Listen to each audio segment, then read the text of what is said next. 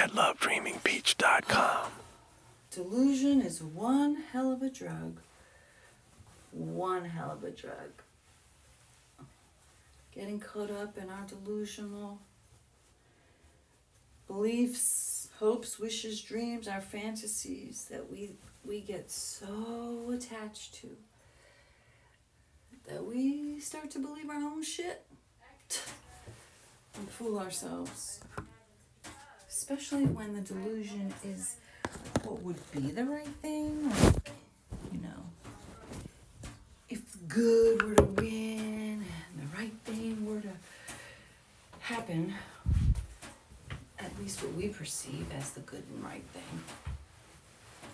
And so it feels so right. It feels so real. You can get lost. You can get lost in your delusional thinking for decades. You tell yourself, you're manifesting. So we're going to walk from this nightmare of red, hopefully into some blue or at least purple place. Well, I plan to use my delusions instead of to be obsessively fixated on the wrong SP, which I wasted a bunch of years doing, but that was really only because my emotional unavailability was being blocked from my awareness because I was hyperfixated on the wrong person, the wrong thing, which was somebody else, not me.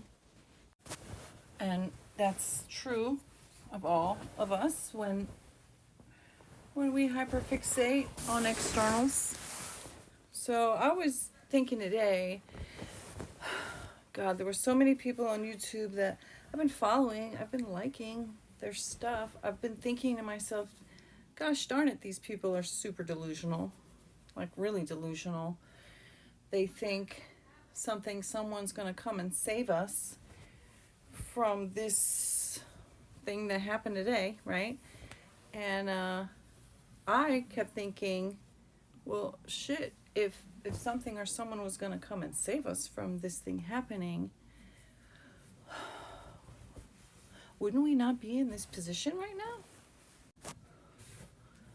Like, I see this stuff happening. I see it happening. And I see nobody asking for recounts. I see nobody asking to verify things. I see things being certified and legitimized. Whether or not we know, like,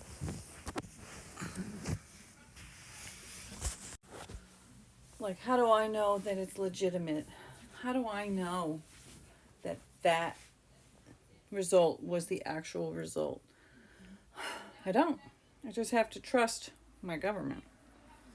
I have to trust my government who allowed a man who incited an insurrection as proven in court in Colorado. It was proven. We saw with our own eyes. We heard. Like, yes, things have to be proven in court for them to be legitimate. But at the same time, it happened. We saw it. We heard it. We were there. Many of us were there. Not there at the Capitol, but there watching it happen live. Listening with our own eyes and ears. We saw it. We saw the denials. We saw everything. We know. We've been here. Some of us are Gen X and have been here since the 1900s, yo. Many of us have seen history being rewritten. We've seen what history was because we were there. And now we see it being rewritten. Rewritten by mega rich billionaires. I'm just trying to manifest enough money to buy a house for myself and my children to live in happily and not have to worry. But at the same time, I still need enough money to keep paying that bill, keep paying that mortgage, keep paying those property taxes, keep paying my car note, keep my car upkeep, buy that gas, buy those groceries, buy food, buy clothes, buy the non-edible groceries that we all need. I'm just trying to figure out how to earn a living so that I can live and thrive, my children and I. I don't need enough money so that I could spend $17 million a day every day for the rest of my life and still have some left over. I don't need enough money to have multiple homes in multiple locations. Would it be nice to have a vacation home? Sure. But I'd like to just have one home. I live in this way too small apartment that's overcrowded for me and my two growing children.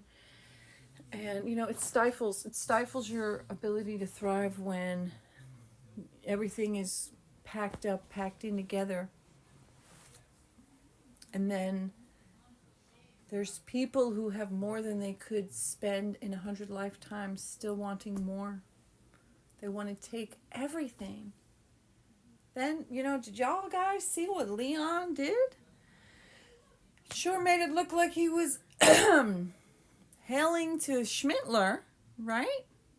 And we already know, some of us know, that he's very into the super, super far right schmatzy group that still exists over there in Germany, as well as the schmatzis that exist here.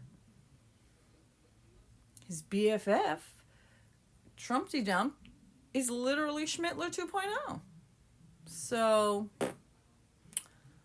yeah, I mean, there was a lot of people on TikTok talking about their delusional dreams and fantasies of coups and, Batman swooping in to save us kind of things. And I was like, yeah, I really wish that was true. But, obviously, if the things were going, if the guardrails were in place to put this man in his place, which is the big house, not the White House, then he would have been done up in there already.